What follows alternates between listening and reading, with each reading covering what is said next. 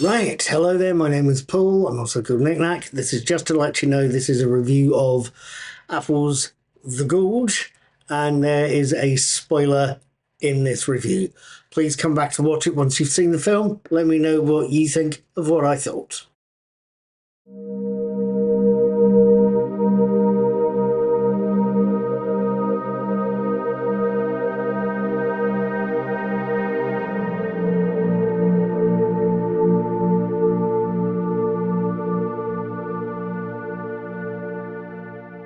Right then, hello, good evening, good morning, good afternoon, whatever it is, wherever you are. My name is Paul, I'm also called Knick Knack. I'm the brains behind Knick Knack's Old Peculiar, the world's most boring blog. I'm also the brains behind the Daily Teaser quiz. You will see that flow past on various social medias. Please feel free to follow me on one of them. I also talk about TV shows I'm watching, mostly Doctor Who and Star Trek, because they're consistently being produced and they tend to get a following on YouTube when you talk about them. I also watch films occasionally, and if I think they're worth talking about and that you might be interested in what I have to say, I'll tell you all about them on the various video websites available to anyone to watch. At any rate, tonight is the 2nd of March. It's 2025. It's a Sunday. And on Friday just gone, the 28th of February, I watched The Gorge. And I wanted to tell you what I thought. The Gorge opens quite simply to show us a Lithuanian sniper called Anna Taylor-Joy, hiding in a foxhole near an unnamed airport waiting for an equally unnamed target to turn up. A target she shoots with incredible dispatch. The scene shifts to show us retired US Marine sniper Levi Kane, Miles Teller, waking up from a nightmare only to be called into a meeting with a bigwig called Bartholomew, played by Sigourney Weaver. Bartholomew asked Levi some very, very specific questions. Is he working? Is he attached? Is he fit for service? And more to the point, would he like a reason to do his job again? Bartholomew has a job for a man in Levi's shoes. One that involves being on his own for a year in a watchtower overlooking a gorge in an unidentified part of the world, one that's separated from the only other person and the only other tower by a few hundred meters that way, and a very deep chasm that way. Things could be very, very good or very, very bad. Now, there are possibly a whole pile of questions that come from watching The Gorge. Was it any good? Did I like it? Did I spot a flaw or two? Is it quite genuinely a film? Let's start with that last question because it's one I've asked before and probably will again. I am very aware that over the years I've watched a few long-form dramas before now, ones that would count as films under the right circumstances, or at least if they met the right criteria.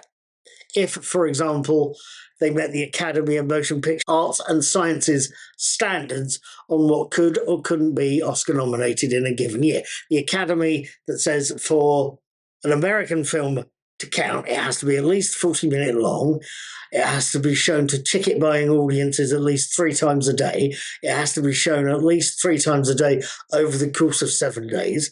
And it has to be shown over the course of 7 days between the January the 1st and the 31st of December in a given year to count as Oscar nominatable films for that year. There's exceptions, obviously. As far as I can tell, though, The Gorge isn't in one of those exceptions. It's not a short film, it's not a documentary, it's not a foreign language film. So those have different rules surrounding them. But as far as I can tell, it doesn't, under the Oscar rules, count as a film. I believe it's Oscar night tonight, so that's possibly relevant there. At any rate, The Gorge isn't one of those films. In which the time duration, understandably, at some 2 hours and 7 minutes, it's 127 minutes over that limit. But as far as I can tell, it's only been aired at one qualifying cinema for one day before its debut on Apple TV Plus on the 14th of February. So it doesn't, for Oscar purposes, count as a film. I think that's possibly a shame because, as I think I've already said, the brain's going at my sort of age. As I think I've said, The Gorge is a good looking, visually appealing piece that could look good on a big screen. So that's one thing. For another thing, I would also personally disagree with the Academy because, as far as I'm concerned, because it meets that feature length duration, I would call The Gorge a movie, much like I did Threads, the old BBC Two Play for Today nuclear war drama that I saw a little while ago now. At any rate, I think The Gorge is a film. Now, what did I make of The Gorge? Are there any flaws or strengths? I think I've already said The Gorge should have had or could have had a cinematic relief. It looks good enough to go on a big screen, I think. I could be wrong, but that's what I think. The look of the thing is absolutely fantastic. The location, a river valley in Norway, looked absolutely breathtaking. Bits of it are at steep angles. There's lots of gorgeous trees everywhere.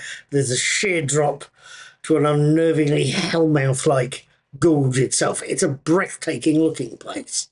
The towers that provided the homes for the two main characters, for Levi and Drassa, if anything looked like the brutalist children of Cold War parents, it was those watchtowers. Absolutely hideously beautiful things. They were quite something to look at. The creatures in it, the Hollow named for a T.S. Eliot poem. The look of those things was, I felt, was reminiscent vaguely of some of the creatures in Stranger Things, but also very, very original as well. They're supposed to be soldiers infected with the toxin that crossbreeds them with local trees and local insects and local plants. It leaves the humans at the bottom of the gorge looking like humanoid trees with twigs and branches growing out of their bodies in ways that look quite grotesque but simultaneously incredibly beautiful. Did you ever hear of mythical ancient Greek creatures called dryads or hamadryads? Sometimes you'll see them called. They're supposed to be the creatures or spirits that occupy trees, but that can separate themselves from their home tree as needed. I think you find a few fantasy writers mentioning or using the creatures. I know Terry Pratchett does in one of the first two Discworld novels. That's what the Hollow Men reminded me of. They look like hamadryads, undead zombie hamadryads, springing to life to terrorize their abusers. And very effective looking they did too. Combine the Hollow Men with a budgeting relationship between Levi and Drassa and some competently done chase scenes and fight scenes and settings at the bottom of the gorge itself, we'd have a very good film. A good film. Except I've possibly caught a flaw or two, certainly something that caught my eye. First things first, I saw Blade Runner a few weeks ago. I'll try and stick a link in the corner of the screen or in the comment section underneath. But I saw Blade Runner a few weeks ago, the original international theatrical cut that I first saw back in the 80s on VHS. I didn't catch it, unfortunately, at the cinema, but I saw it on VHS. There have been recut versions since, but purist that I am occasionally, I wanted to see the version I caught originally back in the day. With the benefit of several years' hindsight and having caught one of the director's cuts as well, with the benefit of that hindsight, I felt the Blade Runner's original cut, the narration was fine, but the happy ending was possibly unneeded. The film could have been finished a few seconds earlier with Deckard and Rachel leaving his flat. I mention this because it's my nearest point of comparison to The Gorge.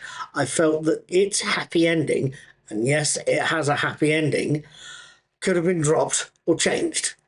Yes, we see our young lovers unharmed and reunited in France, sharing a kiss under a gorgeous sunset.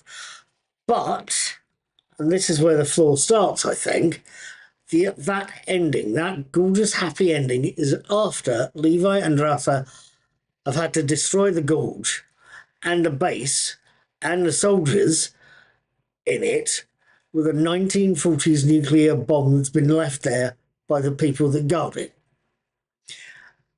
They use a nuclear bomb that looks suspiciously like the little boy bomb dropped on Hiroshima in World War II.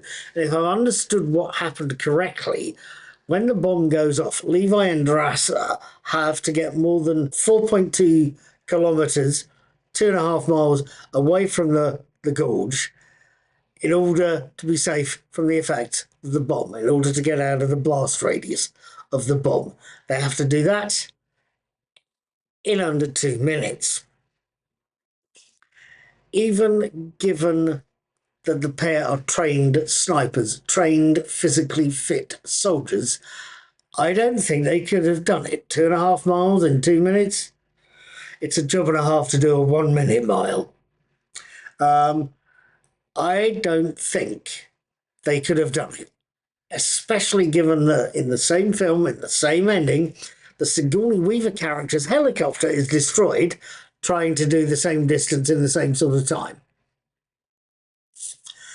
I feel that the happy ending of Levi and Drassa kissing under a French sunset, free from injury, free from toxin, free from genetic mutation, and free from radiation burns, is not what happened.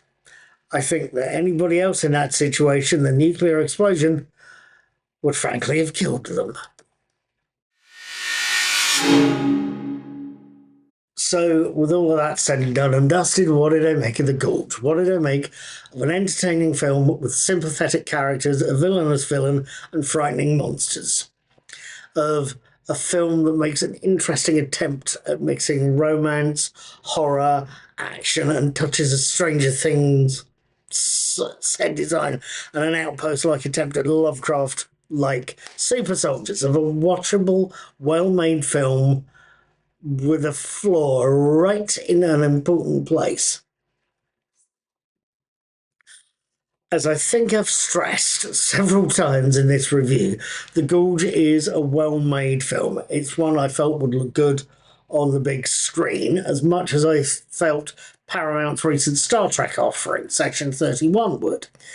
As mistaken as my thinking possibly is, I can understand why both companies want to keep them off the cinemas and on their platforms. They're trying to build a business in an increasingly competitive market. That is possibly beside the point. It's Apple produced a watchable film that could have done well at the cinema, I think, but whose one flaw spoilt my enjoyment of an otherwise good film. The Gorge makes for an entertaining watch if you're already an Apple TV Plus subscriber, but given how the thing ends, I don't think it would make me want to sign up to subscribe to Apple TV Plus. It's good. It's not necessarily that good, and that's because of that flaw. Bear that in mind if you're thinking of watching The Gorge. Right, with all of that lot said, done, dusted, and chewed over, thank you for watching this review. If you've liked it, feel free to give us a thumbs up or a like. If you haven't liked it, God bless you. Please hit the thumbs down. Either way, if you have enjoyed this, please think about subscribing to my channel. You'll get a lot of quizzes, some film reviews, some TV reviews. But if you've really enjoyed it, please subscribe and feel free to click on that button there and give me a tip. I'll thank you if you do so, but I'll thank you even more if you like and subscribe this video. Thank you for watching. Have a very good day, and I'll see you next time when I'm at the movies. Take care, be good, have fun, and be seeing you.